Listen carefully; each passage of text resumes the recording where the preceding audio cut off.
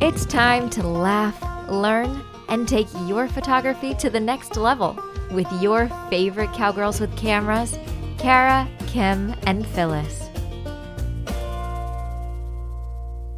Welcome to the Cowgirls with Cameras podcast. I'm Kim with Kim Beer Photography and Be More Business. I'm Kara with Fast Horse Photography. And I'm Phyllis with Phyllis Burchett Photo. Hello. Hi. Hello, everybody. Woo! Another afternoon taping of the podcast. Not my favorites. Which is not historically good for us for staying on topic or yeah. We apparently, well, Phyllis is the middle of the night. She did admit that. Her creativity go-to time is middle late. of the night.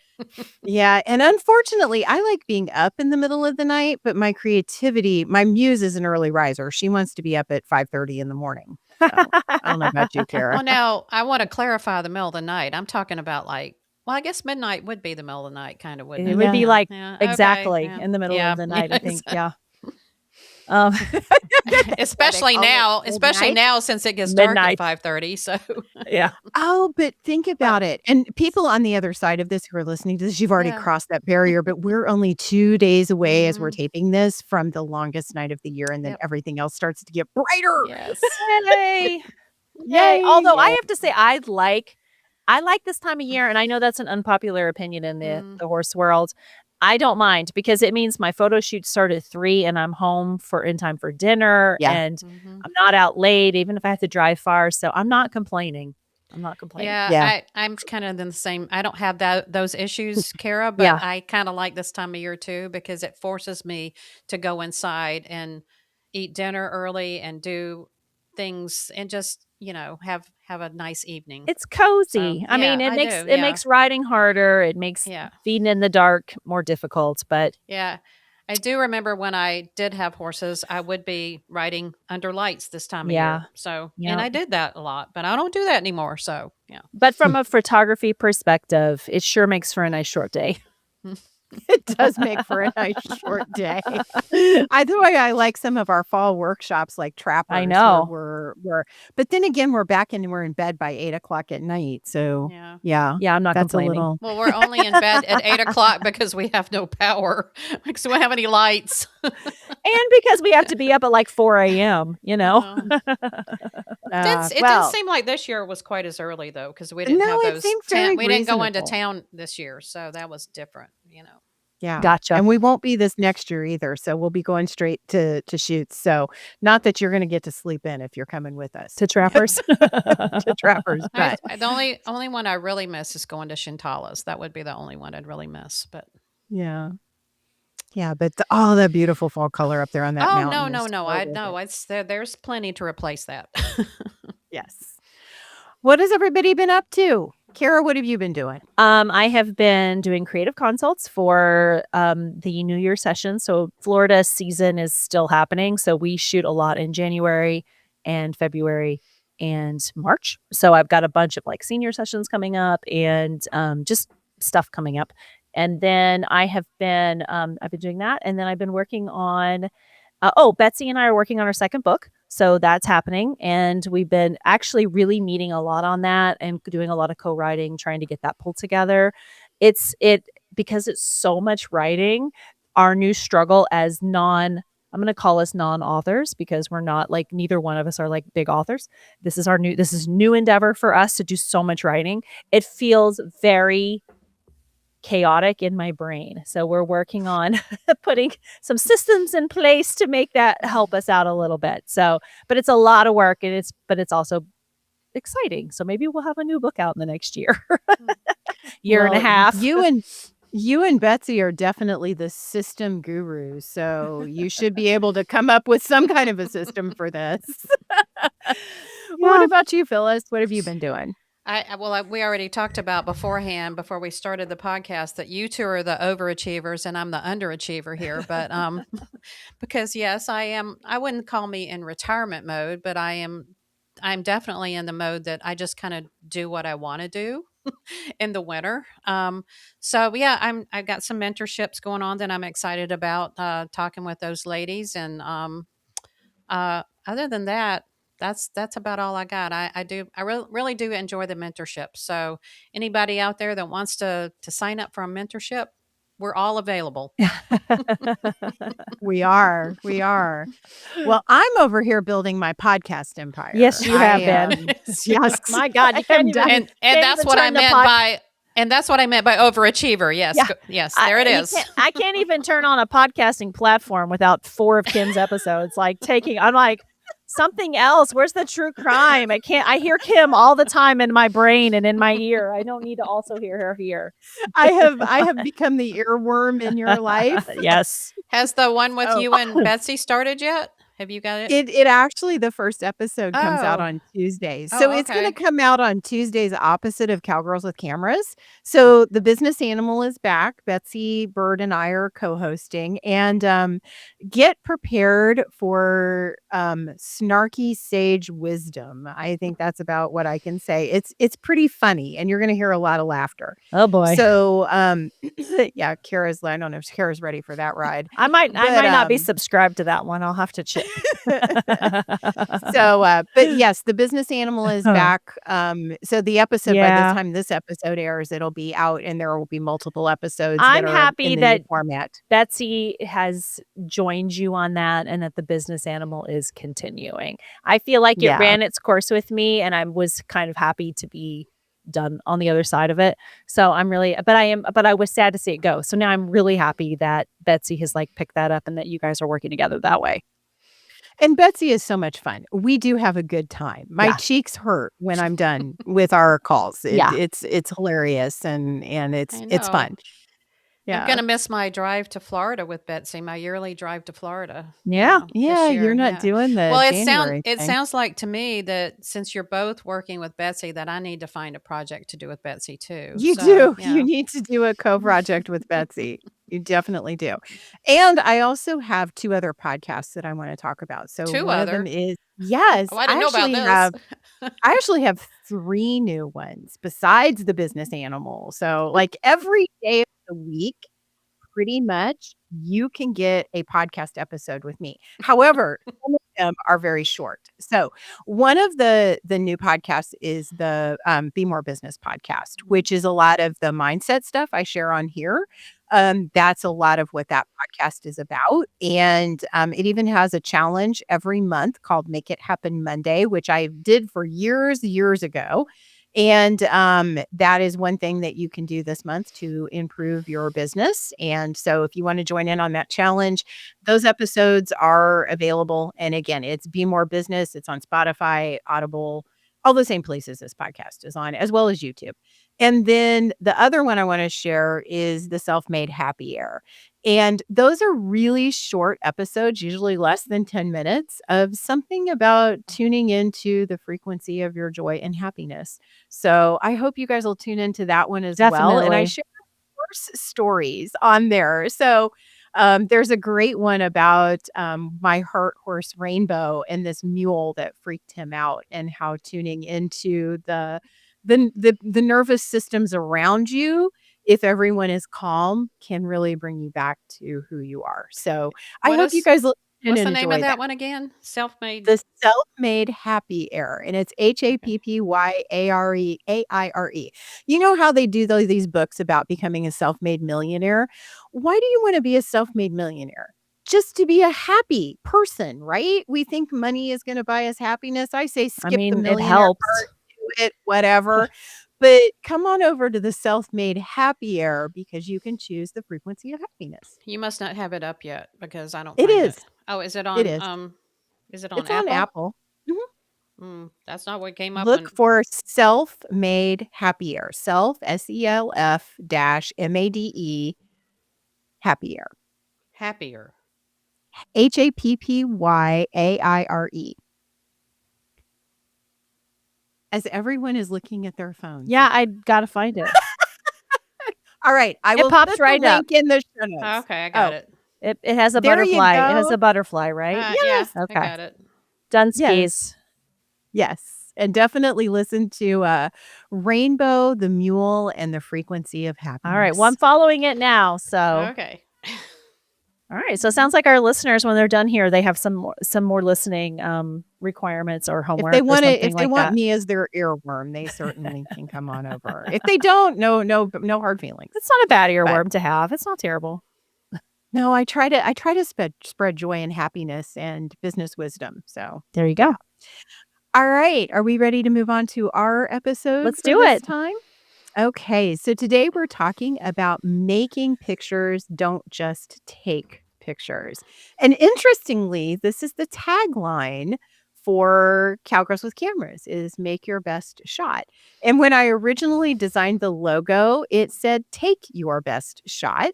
And Phyllis and I got to talking about it in the car one day. And I was like, no, that needs to be make your. And she said, I 100% agree. It needs to be make your best shot. So that's how we ended up with the tagline that we have.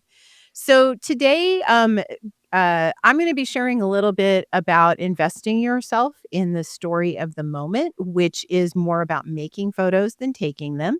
Phyllis is going to talk about being intentional in your photography.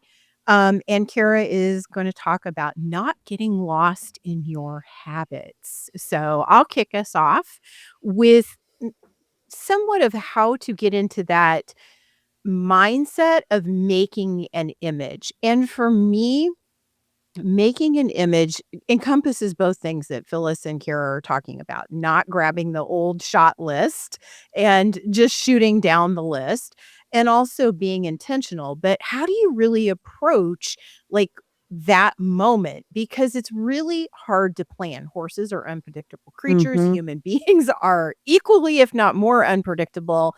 And many times we are there to not only capture that shot list, but the moment. So my And somehow make it recommendation look is magical while everything's happening. somehow make it look magical. So here's the thing. I want you to connect with the magic. And the magic starts in you. It's not in your camera. It is in you. And I think many times we talk about photographers having an eye and we sort of give us thoughts or ideas or our creative vision. So, but I want you to check in with your body. And what are you feeling? Like when you get to a shoot, even before you step out of the vehicle, breathe into what this moment is. Like get in touch with yourself. And when you put your feet on the ground to start off with, don't just pop out and grab your camera bag and go running for the barn. Take a moment and close your eyes, open your eyes, look around you, and it doesn't take any time at all. You don't have to make an announcement as what you're doing if you are a little bit woo cautious, but you want to just get into what is the feel of this place, because that creativity, it doesn't live in your eyeball, it doesn't live necessarily in your brain. You need those things to see and you need it to execute the settings on the camera, but the actual story lives in you and the feeling of being of that particular environment and space and the human beings and animals that are taking up residence there. And pick up on the mood. Pick up on the mood of what is around you and the people and the horses and all of the things that you're getting. Horses all have such unique personalities. And usually, I don't know, you guys probably have better prepared clients than I do, but when I used to do portrait photography, I'd pull up and inevitably somebody was still brushing a horse. But it gave me a moment to kind of tune into what was going on in that barn aisle and seeing that horse's personality and how they showed up with their owner, and were they really connected to them? Were they nervous? Was the owner nervous? And it gives you an opportunity to kind of get a glimpse at how that partnership or how that relationship is and how you might want to capture it.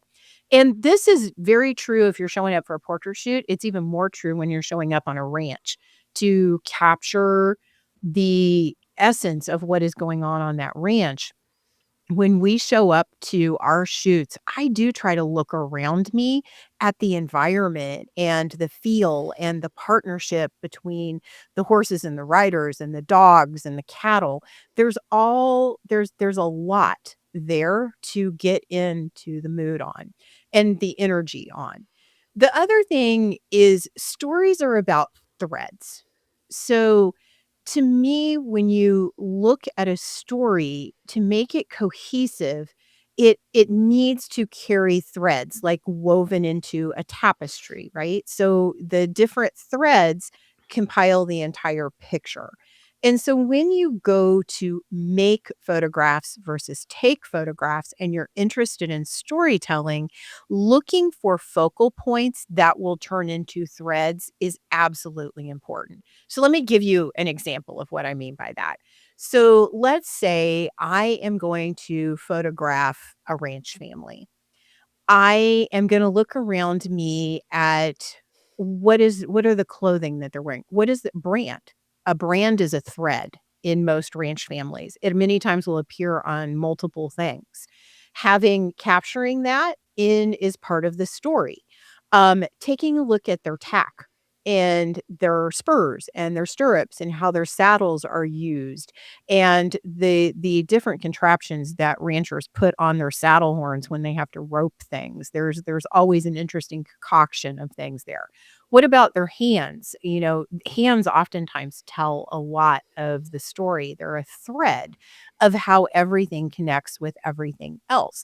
And so there's those small details. And then there's the pull back from those small details into the large vision of the ranch stead, the how the barn looks or how that particular area is shaped, and then how the animals are moving through it and how the people are moving through it and the energy in the connection between everybody there. It's a thread. And all of those kind of disparate concepts and focal points create a cohesive story that tells the story of that particular photo shoot.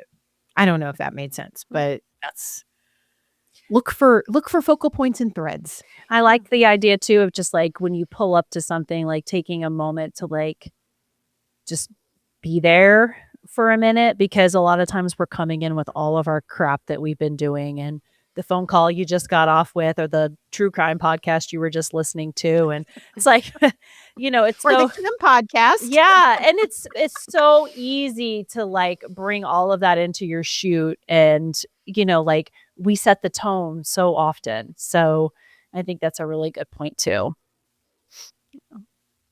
All right, Phyllis, you're up. Well, I just wanted to say that back years ago, I have a whole course that I wrote for learntotakephotos.com back in the day that was called Make Pictures, Don't Just Take Them, or Don't Take Them, Don't Take Pictures, Learn to Make Pictures. So I have a whole course about this that Nice. Somewhere. I was under contract to not reuse it for so many years. So, but I do. That's funny that when I had this, because this was one of my ideas for I actually was going back to that because I've done a couple of newsletters on it. But anyway, that said, yes, my whole thing is about being intentional. And I really hadn't thought about it this way until I got to thinking about my old course and about how I approach a shoot and everything. But photography isn't about reacting; it's about responding. And I had to think about, I was really reminded about this earlier this year when I went to do the shoot at Arapahoe Ranch during cabin season.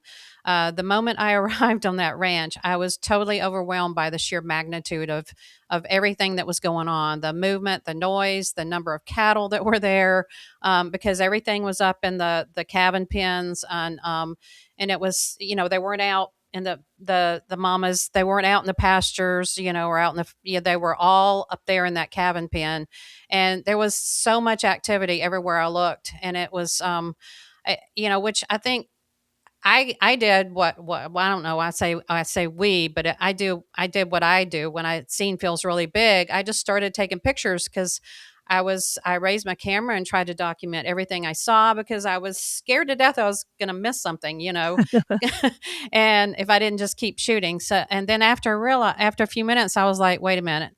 I realized that I really wasn't seeing anything. I was simply reacting to the chaos. That's all I was doing. I was reacting to it instead of responding to the story that was going on in front of me. And I had really not, like you said, Kara, I didn't take the time to observe about it. I didn't take the time when I got out of that rental car to observe about anything, about how the light was falling, where the quiet moments lived. When I was just so overwhelmed that I just wanted to grab everything I could instead of taking the time to just sit back for a minute. You're like, you're going to and miss it or something. Yeah, I was. I Yeah. was scared I was going to miss it. Oh, this ain't going to happen again. I gotta do it right Yeah. now. Well, little did I know it kept happening. But it was what interactions mattered the most is what I needed to be looking for. But once I slowed down and let the scene kind of unfold in front of me without the camera glued to my face, everything changed. My images became way more intentional. The moments were more meaningful, and the photographs stopped being about coverage and started being about connection. And that's the big difference: is reacting records what's happening. Responding ask what really matters. Taking a picture is reacting. Making Such a good picture, contrast. making a picture is deliberate, or what I call intentional. When you take a picture, you see something and respond quickly, and there's nothing wrong with that. We all do it, and sometimes that's how snapshots are made. Which sometimes that's not bad. It sometimes is necessary, but it's driven by the scene and not by you so much. When you make a picture, you slow down and you take control. You're not just recording what happened, you're interpreting it. Intentional photography starts before you ever lift the camera. You think about the light, the emotion, the timing, and the story matter way more than your settings. The settings help us tell that story, of course. The real challenge in photography today isn't technical, and I love this. It's emotional, and really, I find that myself. It's not the technical part of it. It's just the emotional part is more challenging to me Like than to any tap settings. into it. Yeah, exactly.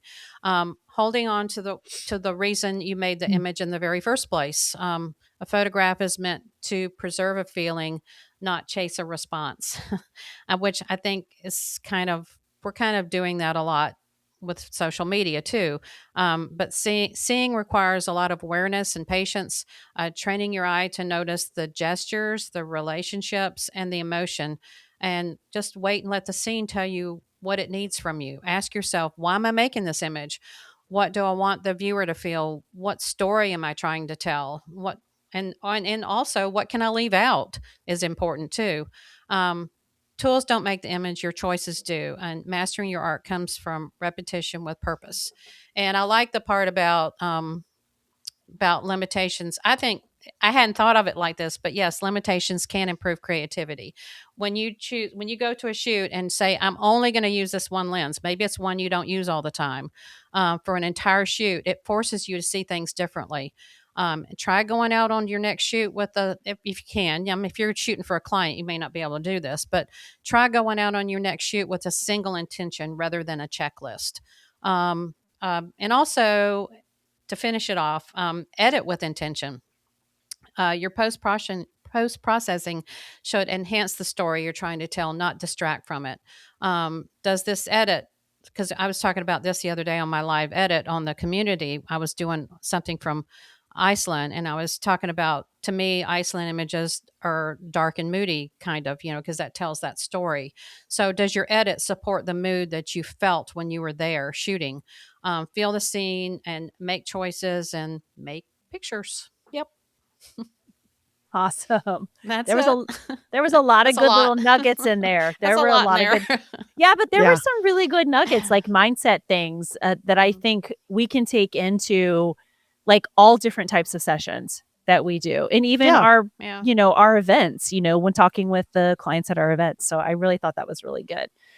For my part of the conversation, I want to talk about what happens when we find ourselves like sliding into autopilot when we're shooting.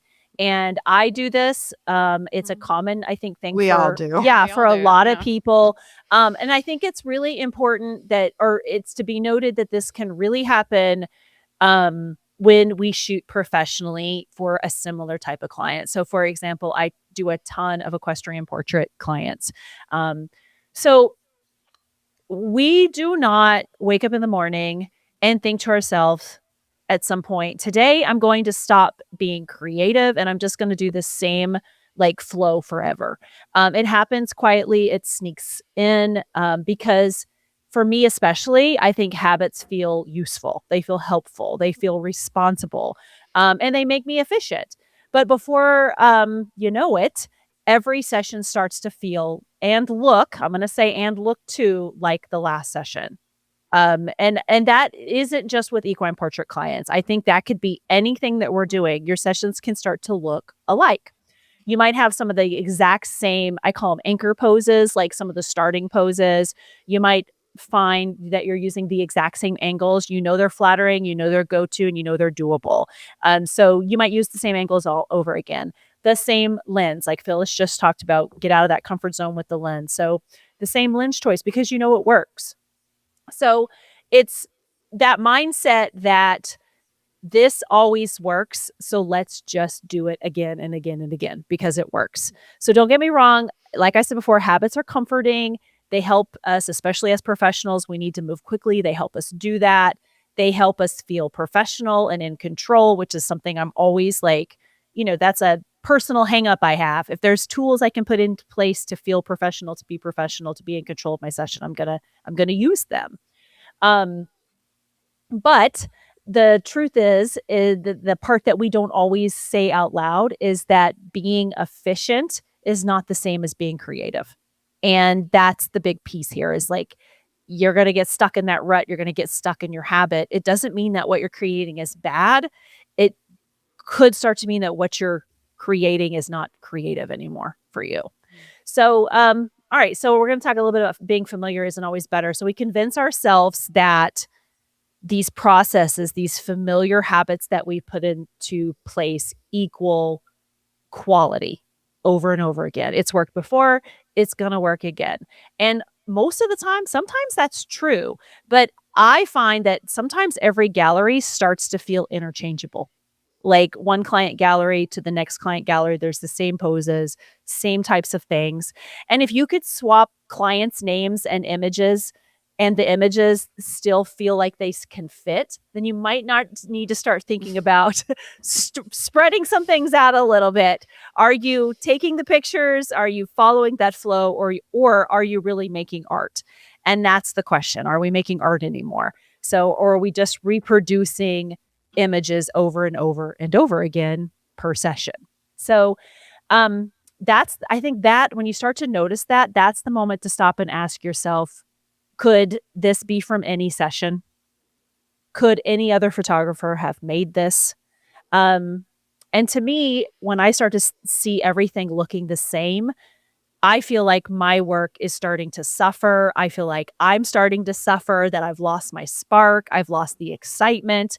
I am no longer saying to myself, I can't wait for the weekend when all my sessions start up, because that's what a lot of my sessions are. That feeling starts to fade, because I'm like, oh, I'm going to go out. I'm going to knock out my pose flow. I'm going to knock out my shot list and I'm going to be done. And there's no level of creativity there. And I think that's what is missing sometimes when you are taking pictures instead of making them. So I think it's really important to try to make room, to try something different and take some time to pull ourselves out when we get stuck in a habit.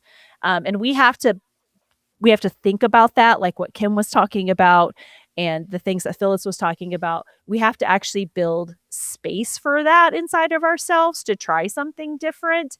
And I would say that doesn't mean like going crazy to the other extreme and tossing your whole system out the window. You can look for small intentional choices in every shoot to change things up a little bit and still keep the comfort and structure of your habits that are your tried and tested things that are going to make sure that you deliver. But it can allow you to have some creativity in each session. So maybe taking the time to change your perspective in one of your regular poses. So I have a same starting pose that I do for every single session that I shoot. It's a good starting anchor pose. But instead of shooting it the way that I always do, I'll say to myself, I'm going to shoot it in the tried and trusted way, but then I'm going to move over here and do it a little different, or I'm going to get low, or I'm going to get high. I'm going to move my feet and just try something different. And then some things that I'll also try to do is I'll try to tell myself, okay, I'm going to break one photography rule for myself this time. Or I'll say to myself, this is a pose I've never tried before, and I think this is a good client that I could try it. So just finding those little ways to add a little spark of something different to each session. Excuse me. And then, just give myself permission to play a little bit at the session as opposed to just sticking to that routine that you're used to that happens over and over and over again. Absolutely. Those are all great things to bring to every single photo shoot that you do. And I love the idea of doing one thing slightly different. It doesn't have to be huge. And sometimes I'll take a picture or I'll make a note. I'll even set an alarm on my phone because Phyllis knows I have alarms that are like repetitive, weird things. And I'll have an alarm that I'll schedule to pop up during the shoot that says, do the creative thing, and it'll be like, oh crap, I got to do that. I haven't done that yet. So how can I fit that in? So it's like, you have to, sometimes you get into your flow, but you have to force yourself to do something different. Yeah. Yeah. You have to be prompted. Some of us do. You have to be prompted. Yes. And I'm the opposite. I get to the shoot and go, okay, let's do the creative stuff. And then I forgot about doing the I needed to do. I'm like, for me, I still have to fill the brief, like you still have to meet the needs of your clients and your shot list has to happen. But it's like, what makes each shoot special? Like trying to find some unique way to show that shoot. I think as photographers, we'll enjoy it more. We'll feel like we did a better job, like all of those things, if we can find ways to do that. Yeah. Yep. Exactly. All right. Totally. Are we wrapping it up? I think we're wrapping it up. All right. Well, we hope you guys have enjoyed our little conversation that we've had today. Don't forget, you can find out how to join us at a photography event out in the field by heading to cowgirlswithcameras.com and just heading over to our events page. We have a pretty incredible 2026 lineup that we're excited about. You can also find us online. We are on social media at Instagram, Facebook, and TikTok, and we have a lot of fun over there, so don't hesitate to stop by and say hello. If you're not already following us, go ahead and give us a follow. We'd love to follow photographers back, so we'll give you a follow back. And we also have our private online community that if you're not there already, come over and just check it out. It's cowgirlswithcameras.community. We'd love to see you over there. Thanks for listening to this episode of Cowgirls with Cameras. Don't let the laughter and learning stop here. Join our community on social media and be sure to visit our website for more opportunities to fulfill your photography goals. Head to cowgirlswithcameras.com. That's cowgirlswithcameras.com. See you next time.